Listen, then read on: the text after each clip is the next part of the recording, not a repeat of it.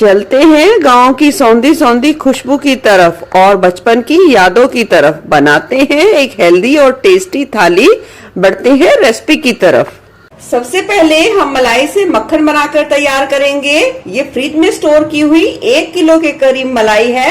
मलाई को नॉर्मल आप फ्रिज में ही स्टोर करें, भूलकर भी आप उसे फ्रीजर में स्टोर ना करें। और गर्मियों का मौसम है तो तुरंत ही निकालकर हम इसका मक्खन बना के तैयार करेंगे। मक्खन बनाने के लिए यहाँ मैंने हैंड ब्लेंडर ले लिया है। हैंड ब्लेंडर को हम इस तरीके से चलाते रहेंगे। लगभग हम 1 मिनट के करीब ही चलाएंगे। देखेंगे मलाई तुरंत ही गाढ़ा होना शुरू हो जाएगी। 1 मिनट से भी कम समय लगा है। मलाई देखिए गाढ़ा होना शुरू हो गई है। अब इसी तरीके से हम हैंड ब्लेंडर से मलाई को मथते रहेंगे और आप 1 से 2 मिनट में ही देखोगे मक्खन अलग हो जाएगा। और यानी कि ये दूध, यानी कि जो मलाई का दूध या छाछ कह सकते हैं, जो भी है वो अलग हो जाएगा। टोटल 2.5 से 3 मिनट का समय लगा है। देख सकते हैं मक्खन हमारा बनके बिल्कुल अच्छे तरीके से तैयार हो गया है। अब हम इस हैंड ब्लेंडर में फंसा हुआ मक्खन इस तरीके से निकाल देंगे। याद रखें बिजली का स्विच बंद कर लीजिए, उसके बाद ही आप इस तरीके से निकालें। और ये आगे का जो हिस्सा है उसे गर्म पानी से अच्छे तरीके से धो लीजिए और फिर उसे पोंछ कर रख दीजिए। इससे क्या होगा, हैंड ब्लेंडर सालों साल तक बिल्कुल भी खराब नहीं होगा। ये एक छोटी सी टिप्स है, इसका आप ध्यान रखें। अब हम हाथों की मदद से इस तरीके से थोड़ा सा मथ लेंगे ताकि मक्खन बिल्कुल एक जगह सारा इकट्ठा हो जाए और इसका ये जो छाछ यानी कि मट्ठा है वो अलग हो जाए। इसे जितनी अच्छे तरीके से सेपरेट यानी अलग करोगे उतना ही ये मक्खन लंबे समय तक सही रहेगा, उसमें खटास बिल्कुल भी पैदा नहीं होगी और घी तो सालों साल सही तरीके से बना रहेगा। तो चलिए अब हम इस मट्ठे को अलग कर देते हैं। मट्ठे को अलग करने के बाद हमने ली है यहाँ खूब सारी बर्फ। इस तरीके से क्या होगा, मक्खन हमारा बहुत ही अच्छे तरीके से गर्मियों में धुल पाएगा और वो बिल्कुल भी पिघलेगा नहीं। डाल देंगे ठंडा ठंडा पानी और इस तरीके से ठंडे ठंडे पानी में अच्छे तरीके से मथेंगे। इस क्रिया को 2 से 3 बार ही करना है ताकि मक्खन बहुत ही अच्छे तरीके से साफ हो जाए।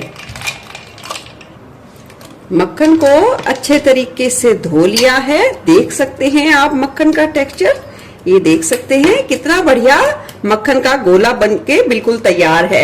आप इसे फ्रिज में स्टोर करें और अपने बच्चे और फैमिली के साथ इसे हफ्तों भर एंजॉय कर सकते हैं। इसमें बिल्कुल भी खटास नहीं होगी।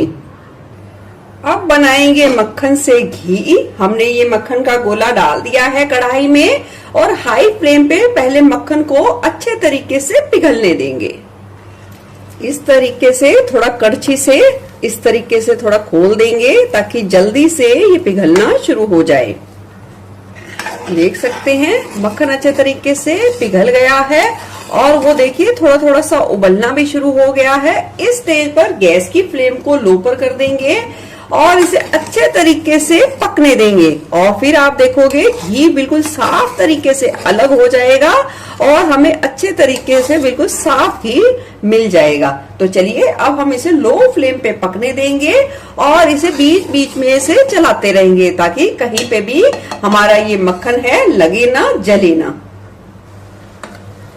कुछ ही मिनटों बाद देख सकते हैं घी कुछ इस तरीके से बनके तैयार हो जाएगा और इस पे ये थोड़ी थोड़ी झाग है वो ठंडा करके हम छानेंगे तो वो बिल्कुल ही खत्म हो जाएगी।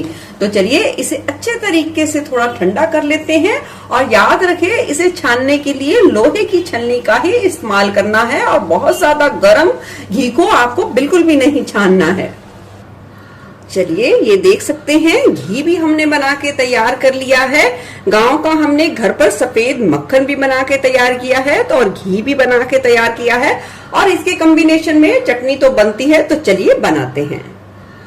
इस चटनी को हम बिल्कुल गांव के स्टाइल में बना के तैयार करेंगे। तो हमने सिलबट्टे पे ले लिया है 1 मुट्ठी के करीब धनिया पत्ता और ले लिया है यहाँ 15 से 20 पुदीना के पत्ते।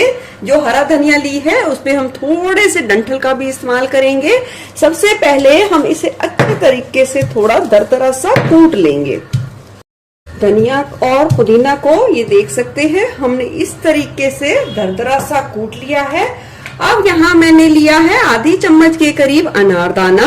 अनारदाने को मैंने 10 से 15 मिनट पहले भिगा दिया था। आप चाहें तो अमचूर पाउडर का इस्तेमाल कर सकते हैं।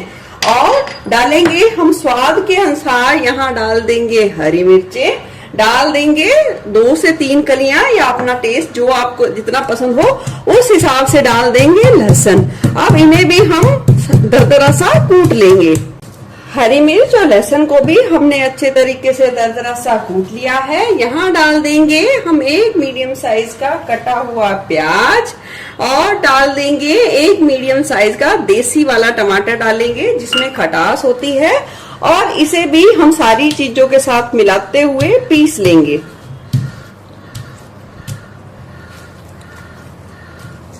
चटनी देखिए पिसकर बहुत ही अच्छे तरीके से तैयार हो गई है।